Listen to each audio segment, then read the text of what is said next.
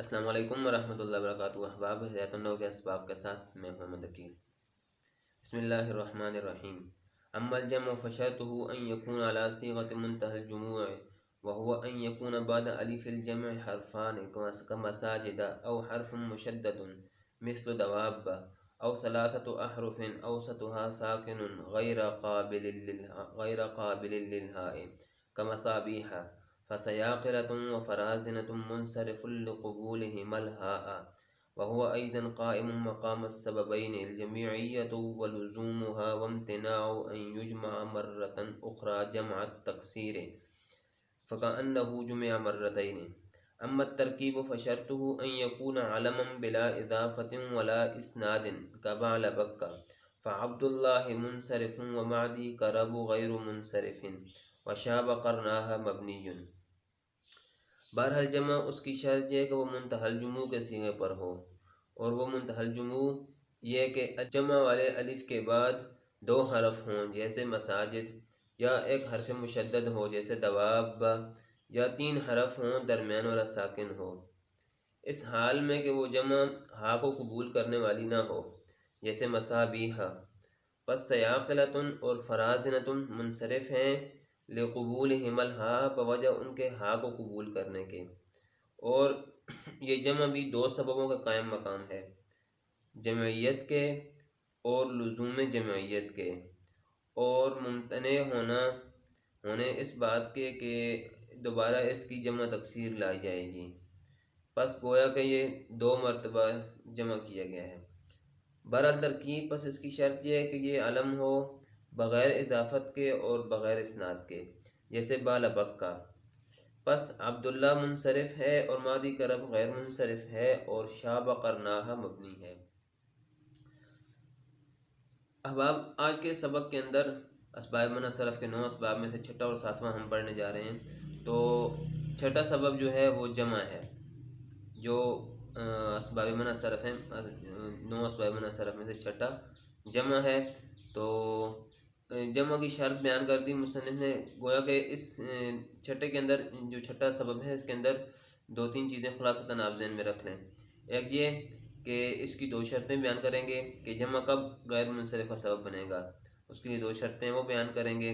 پھر اس کے بعد جو ہے اس کے ساتھ ساتھ جمع منتہی الجموع جو ہے پھر اس کی وہ تفصیل بیان کر دیں گے، اور آخر میں وجہ بیان کر دیں گے کہ بھئی کیوں یہ ایک سبب جو ہے دو سبب کا قائم مقام بنے گا، جمع جو ہے ایک سبب دو کا قائم مقام ہوتا ہے، یہ کیوں ہوتا ہے یہ بیان کر دیں گے۔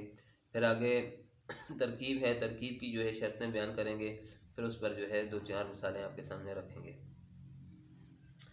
تو کہا فشرطہ ان یکون علی صیغۃ منتہی الجموع، کہ جمع اس وقت جو ہے اسباب منع صرف کا سبب بنے گی، یعنی اس وقت جو ہے یہ غیر منصرف بننے میں مؤثر ہوگی جب یہ منتہی الجموع کے صیغے پر ہو۔ اب منتہی الجموع کا صیغہ کیا ہے بھائی؟ تو اس کی وضاحت کر دی مصنف نے خود ہی کہ وہ جمع منتہی الجموع وہ ہوتا ہے کہ الف جمع کے بعد دو حرف ہوں، جیسے مساجدہ، مسجدوں سے مساجد ہے تو مساجدہ، الف کے بعد جیم اور دال دو حرف ہیں، یا ایک حرف مشدد ہو جیسے دواب، ٹھیک ہے، تو دواب چوپائے کو کہتے ہیں، جانوروں کو کہتے ہیں۔ تو اب دواب واو کے بعد الف ہے، الف کے بعد حرف مشدد با ہے، اور حرف مشدد بھی آپ کو پتہ ہے کہ دو حرف ہی ہوتے ہیں، یا کہتے ہیں تین حرف ہوں، الف جمع کے بعد تین حرف ہوں اور لیکن درمیان والا ساکن ہو، جیسے مصابیح۔ اب مسا الف آ گیا، اس کے بعد بی با یا اور ہا اور یا درمیان میں ساکن ہے، تو اسے ہم کہیں گے یہ منتہی الجموع کا صیغہ ہے، صیغہ منتہی الجموع ہے۔ اچھا، تو غیر قابل للہاء، یہ بھائی ذہن میں رکھیں کہ غیر جو ہے یہ حال بن رہا ہے، اوپر جو فشرطہ ان یکون کے اندر جو ضمیر ہے جو جمع کی طرف لوٹ رہی ہے، تو اس ضمیر سے جو ہے یہ حال بن رہا ہے، یعنی جمع پس اس کی شرط یہ کہ وہ جمع منتہی الجموع کے صیغے پر ہو، غیر قابل للہاء، اس حال میں کہ وہ ہا کو قبول کرنے والی نہ ہو، ٹھیک ہے۔ تو درمیان میں تو وہ اس کی آ گئی نا تعریف آ گئی نا منتہی الجموع کی، اس کو نکال دیں تو اس طرح عبارت بن جائے گی، آپ کو عبارت اس طرح آسانی سے سمجھ آ جائے گی میں دوبارہ پڑھتا ہوں، فشرطہ ان یکون علی صیغۃ منتہی الجموع غیر قابل للحائے. اب امید سمجھ آ گئی ہوگی عبارت. تو غیر جو ہے یہ حال بن رہا ہے. اچھا، تو گویا کہ ایک شرط یہ ہے جمع کی منتہی الجموع کے وزن پر ہو، منتہی الجموع کے صیغے پر ہو، اور دوسری شرط یہ ہے کہ وہ ہاں کو قبول کرنے والی نہ ہو. یاد رکھیں یہاں ہاں سے مراد جو ہے وہ گول تا ہے جو وقف میں ہاں بن جاتی ہے. تو وقف کی صورت کا لحاظ رکھتے ہوئے اس کو ہاں بول دیتے ہیں. جیسے قائمتن، اب ہم اس پر وقف کریں گے تو ہم پڑھیں گے قائمہ. ٹھیک ہے، تو یہ تا مراد ہے. تو یہ تا کو قبول کرنے والی نہ ہو، یعنی یہ تا آخر میں نہ آتی ہو. جیسے مصابیحہ. ٹھیک ہے. اچھا، فسیاقلۃ و فرازنۃ منصرف. ٹھیک ہے، اب سیاقلۃ اور فرازنۃ یہ منصرف ہیں. ٹھیک ہے جی. سیاقلہ سیقل سے نکلا ہے، سیقل کہتے ہیں اس کو پالش کرنے کو، تیز کرنے کو. اور فرازن فرزین سے نکلا ہے، اس کا من ہوتا ہے وہ شطرنج کے اندر جو ایک مہر ہوتا ہے، یا وہ شطرنج کے اندر ایک جو ہے وزیر ہوتا ہے شطرنج گیم کے اندر، تو اس کو جو ہے فرازنہ کہتے ہیں. تو کہتے ہیں یہ لفظ سیاقلۃ اور فرازنۃ یہ منصرف ہیں. کیوں بھائی منصرف ہیں؟ لقبولہم الہاء، اس لیے کہ یہ ہا کو قبول کرتے ہیں، یعنی ان کے آخر میں تا آتی ہے جو وقف میں ہا بن جاتی ہے. تو اس لیے جو ہے وہ شرط ہمارے نہیں پائی گئی، اس لیے یہ غیر منصرف نہیں ہو گئے. یعنی اس کے اندر جو ہے جمع بھی ہے، جمع منتہی الجموع بھی ہے، لیکن جو ہے یہ غیر منصرف کا سبب نہیں بنے گی، اس لیے کہ اس کے آخر میں ہا آ رہی ہے، یعنی وہ تا آ رہی ہے جو آخر وقف میں ہا بن جاتی ہے. کیوں بھائی وہ کیوں منع ہے؟ تو اس کی وجہ بھائی یہ ذہن میں رکھ لیں کہ تا جو ہوتی ہے نا، تا تانیث، وہ مفرد کے حکم میں ہوتی ہے، وہ مفرد پر زیادہ تر آتی ہے. تو جب وہ اس جمع منتہی الجموع پر آئے گی تو اس کی جو جمعیت ہے نا اس کو کمزور کر دے گی. تو اس لیے جب اس کی جمعیت کمزور ہو جائے گی تو پھر یہ غیر منصرف کا سبب نہیں بنے گی. بس اتنی بات یاد رکھ لیں. آگے کہا وَهُوَ أَيْضًا قائم مقام السببین، یہ بھی دو سببوں کے قائم مقام ہوتی ہے. یعنی یہ جمع ایک ہوتی ہے لیکن دو سببوں کا قائم مقام، یعنی یہ اکیلے بھی غیر منصرف کو غیر منصرف بنا دیتی ہے. اور وہ دو سبب کون کون سے ہیں؟ الجمعیت ولزومها وامتناع ان یجمع مرۃ اخرى جمع التکسیر. یہاں پر بھی تین اعراب لگے ہیں، جمعیت و لزوم اور امتناع پر تین اعراب ہیں. اب ان تینوں کی جو ہے وضاحت اور ان ترکیب جو ہے آپ نے کرنی ہے، اور کمنٹ باکس میں آپ نے بتانا ہے کہ یہ تین ترکیبیں، تینوں احتمال کیسے چل رہے ہیں. اچھا، دو سببوں کا قائم مقام ہے، پہلا جمعیت ہے اور دوسرا لزومی جمعیت. لزومی جمعیت کا مطلب یعنی جمع اس کو لازم ہوگی، ہمیشہ جو ہے یہ جمع کی حالت میں ہی آئے گی. تو اس پر کل بھی بات ہو چکی تھی.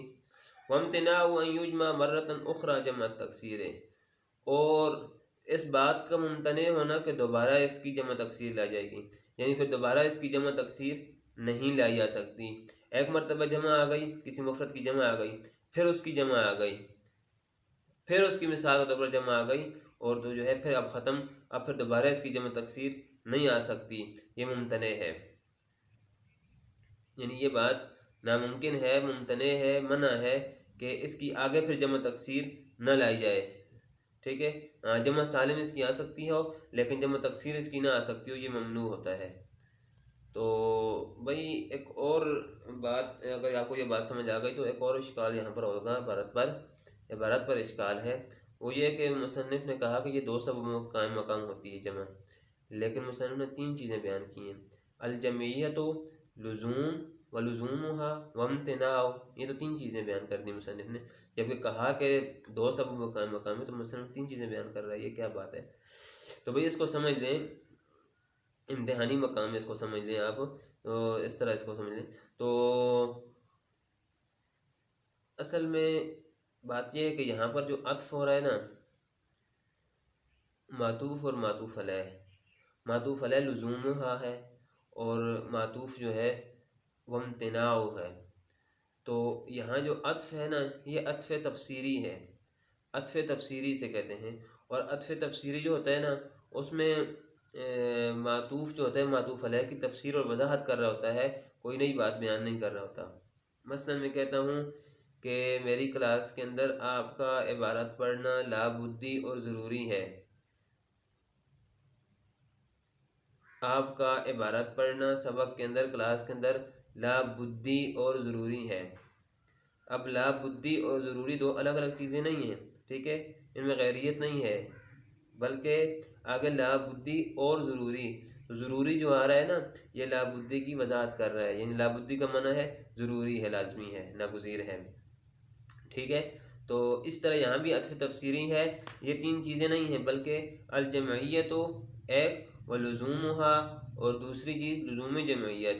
تو پھر آگے لزوم کی وضاحت ہو رہی ہے، تفسیر ہو رہی ہے کہ لزوم جمعیت سے مراد یہ ہے کہ اس کی آگے اور مزید کوئی جمع نہ لائی جائے، مزید اس کی جمع تکسیر نہیں آ سکتی، یہ لزوم جمعیت کا مطلب ہے، یعنی اب یہاں پر ختم ہو گئی جمع تکسیر، مزید اس کو توڑ تاڑ کر جو ہے جمع اس کی نہیں بنا سکتے۔ تو فَكَأَنَّهُ جمع مرتين، گویا کہ اس کی دو مرتبہ جمع لائی گئی ہے، یعنی پہلے ایک مفرد کی ایک جمع لائی گئی، پھر اس کے بعد دوسری جمع لائی گئی۔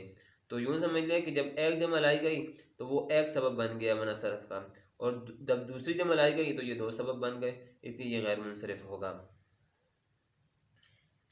اما الترکیب فشرطه ان یکون علما بلا اضافت ولا اسناد کبال بکا۔ اچھا، اگلا سبب، ساتواں سبب آ گیا کہ ترکیب کا معنی ہوتا ہے جوڑنا، ملانا، ٹھیک ہے۔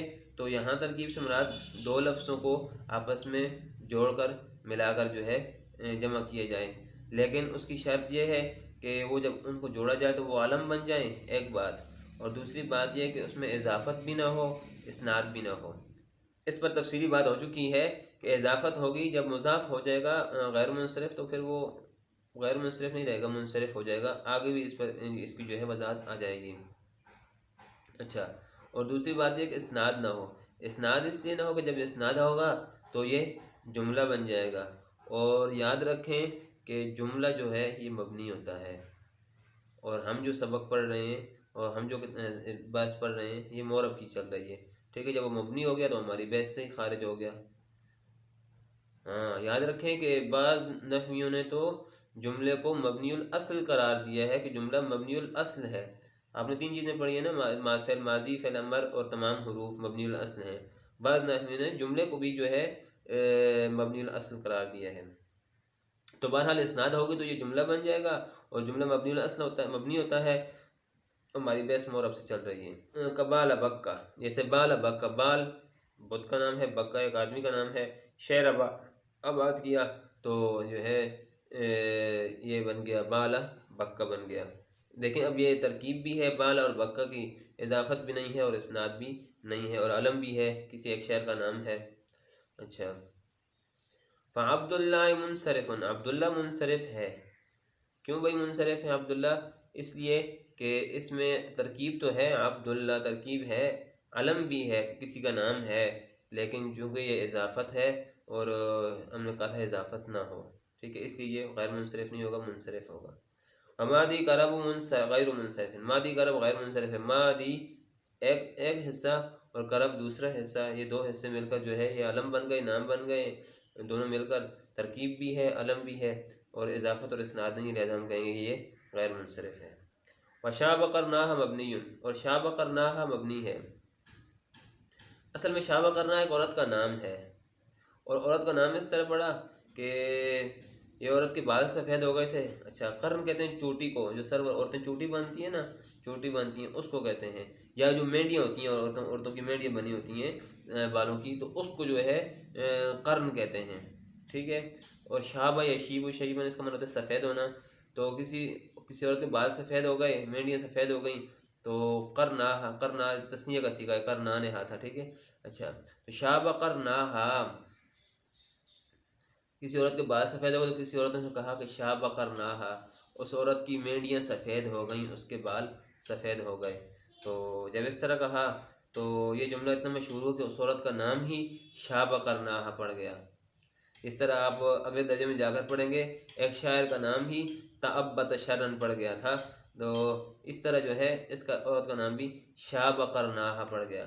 جب شابہ قرناہا پڑ گیا اس کا نام، تو اب یہ نام ہے، علم ہے، اور ترکیب بھی ہے، شابہ ایک لفظ اور قرناہا دوسرا، ترکیب بھی ہے، علم بھی ہے، نام پڑ گیا عورت کا، لیکن یہ جو ہے غیر منصرف نہیں ہے، اس لیے کہ یہ تو جملہ ہے، اس کے اندر اسناد ہے، شاب فعل ہے، قرناہا مضاف مضاف کا فاعل ہے، ٹھیک ہے، تو اس کے اندر تو اسناد پائی جا رہی ہے، اور جب اسناد پائی جا رہی ہے تو یہ جملہ ہے، اور جملہ تو مبنی ہوتا ہے، ہمارے پاس تو معرب کی چل رہی ہے، ٹھیک ہے۔ امید ہے یہاں تک سمجھ آ گا ہوگا، ویسے آج کے لیے اتنا ہی کافی ہے، ملتے ہیں اگلے سبق میں، تب تک کے لیے اجازت دیجیے، اللہ حافظ۔